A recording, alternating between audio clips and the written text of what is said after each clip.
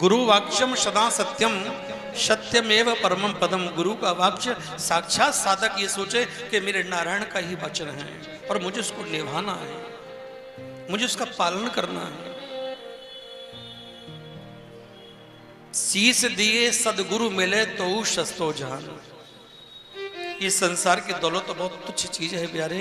अगर शीश दान करने के बाद भी हमें जीवन में सदगुरु मिल जाए तो भी समझो हमने कुछ नहीं दिया। जो हमारे जन्म जन्मांतर को सुधारते हैं, हमें संसार के आवागमन से मुक्ति दिलाते हैं, हमें 84 के चक्कर से छुड़ाते हैं, हमें भगवान के धाम तक लेके जाते हैं, पहुंचाते हैं प्यारे, उन गुरु को हम क्या दे सकते हैं? हमारे पास में सिर्फ और भगवान को आपके शुद्ध भाव की ही आवश्यकता है।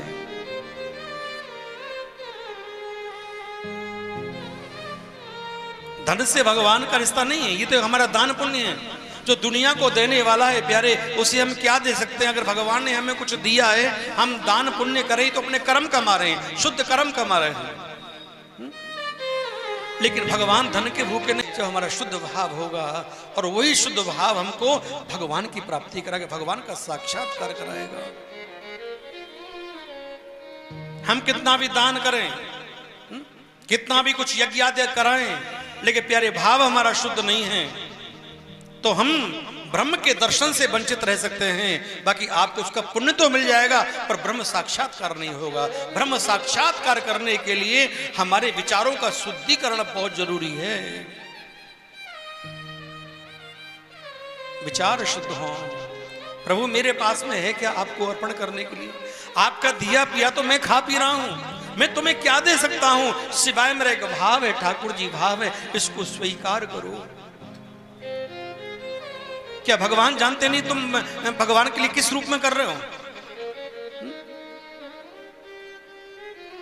और ध्यान रखना प्यारे, अगर आपने ठाकुर जी के निमित्त कोई अपना सत्कर्म किया है तो भगवान भी सोचते हैं इसको इसका बदले में क्या दे दूं।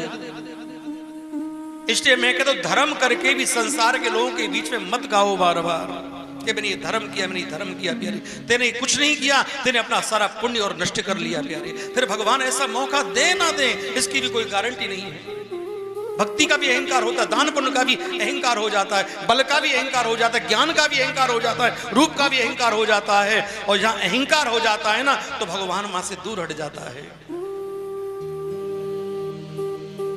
कर जाओ और भूल जाओ। और हर रोज अपने जीवन में सत्कर्म करने का विचार रखिए। ठाकुर जी मैं जब तक जीऊं इस जीवन में कुछ ना कुछ मेरे हाथों से सेवा होती रहे तो मेरा जीवन सुधर जाए, मेरा जीवन धन्य हो जाए।